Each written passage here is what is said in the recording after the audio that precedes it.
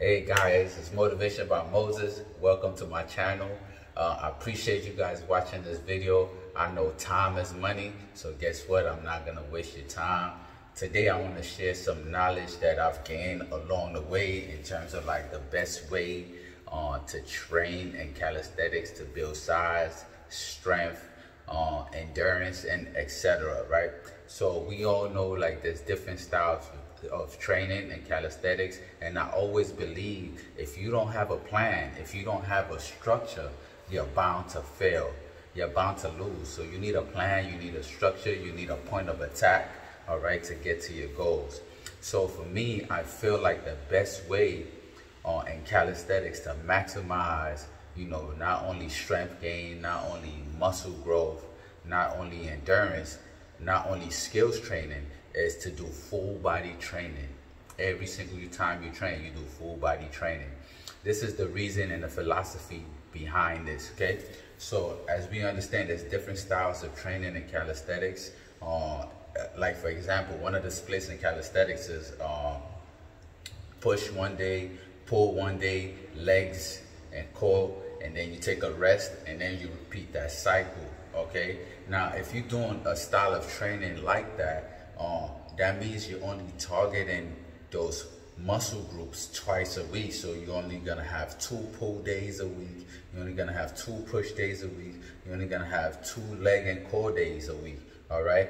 And if you train full body, just think about this. If you train full body, where you train full body one day, you take a break the next day, you train full body the next day, you take a break the next day, you train full body again. That means you had 3 workouts that week targeting those same muscle groups, right? So just let's do like a little math, right? So it's 52 weeks, right? It's 52 weeks in 1 year, right? So if you're doing the first kind of training split that I mentioned before, where you're doing pull one day, push one day, legs and core, and then you rest, and that means you only hit your muscles, those muscle groups twice for that week. So in 52 weeks, if 52 times 2, that would be 52 times 2, that would be 104 workouts, right? 52 weeks in a week, twice every week, that would be 104 workouts, right? Now, if I'm training 3 times, hitting those same muscle groups 3 times a week, because I'm doing full body training every time, that means I get to hit those muscle groups 3 times a week.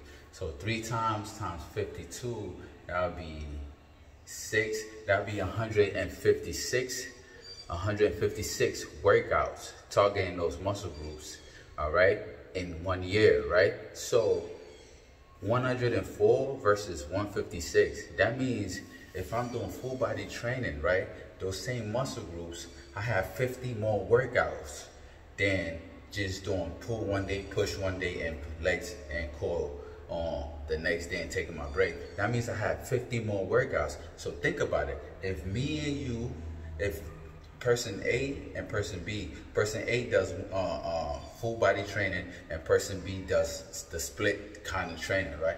What happens is person A put in 50 more workouts in 1 year than person B. So think about it.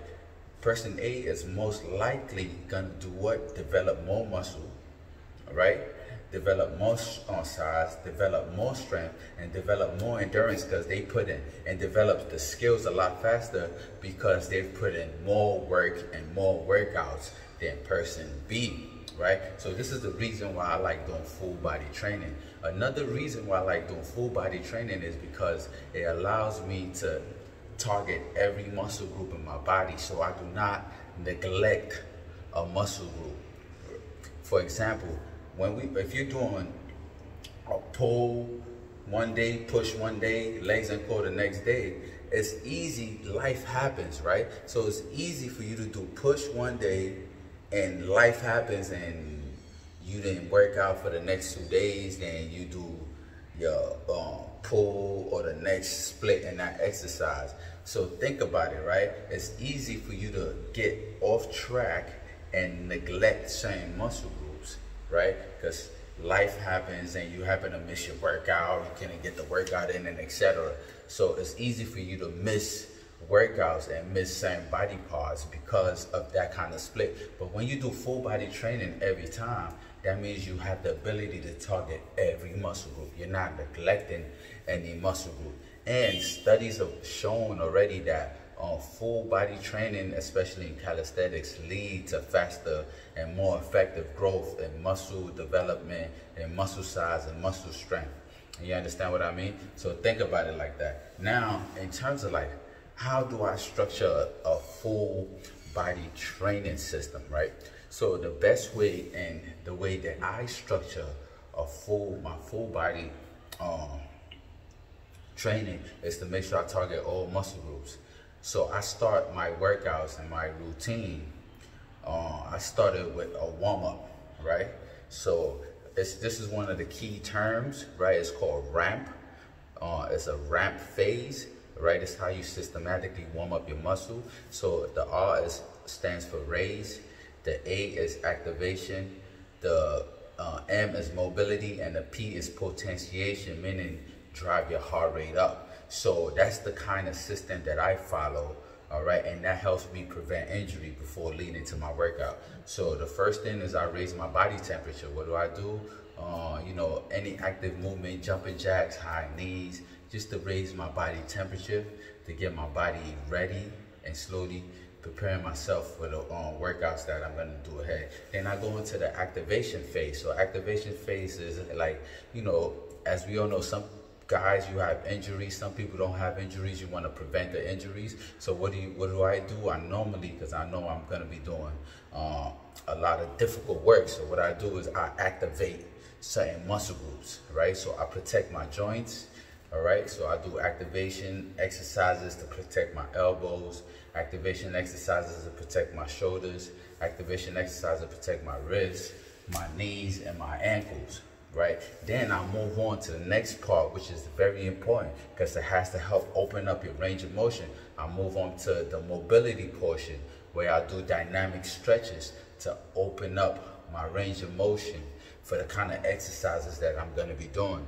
Once that is completed, then I move on to the last phase, which is the potentiation phase, where you have to raise up your heart rate, get your body fired up, ready to go. So what do? I do burpees sometimes, jump squats, fast feet, whatever I could do to raise up my heart rate. So I do that for 30 seconds and I rest for another 30 seconds and I repeat for 3 times. By the time I'm done those 3 cycles, my heart rate is ready, my body is fired up and ready to start working, all right? So now, after I've warmed up, then I go now into, depending on what I'm working on that day, strength, endurance, or power. So based on what you're working on, you can systematically scheme your reps, right? So if you're working based on power, right, you're gonna do sets of 1 to 5 reps, okay? If you working on building that strength and muscle growth, you're gonna be working between rep ranges of, let's say 10 to 15. And then if you're working on that endurance, you just wanna build your endurance so that your rep range is gonna go up. You're gonna be going from 15 to 30 reps because you're working on endurance. So based on whatever structure that you're working on, that's how you're gonna use and the rep ranges you're gonna use based on what you're working on, all right? So I typically work muscle growth, all right? So what I would do is I'll do those rep ranges that allow me to build my muscle group. Now, the next systematic thing is this. I choose, every single workout, I choose 3 exercises for pushing, 3 exercises for pulling, 3 exercises for my lower body, 3 exercises for my core.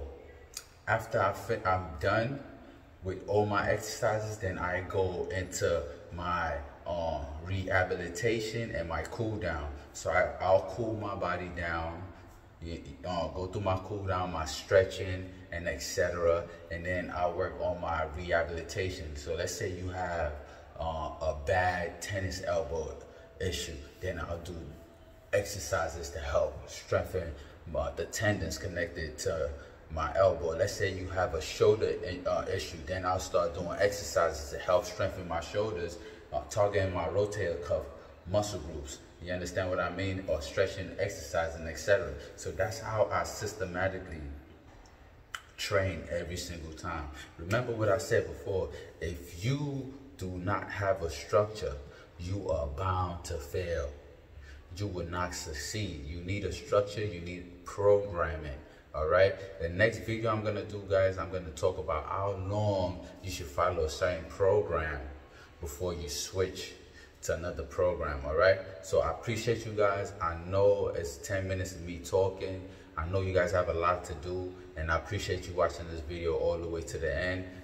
Bless you, and until next time, please stay motivated. Motivation by Moses. Peace and love.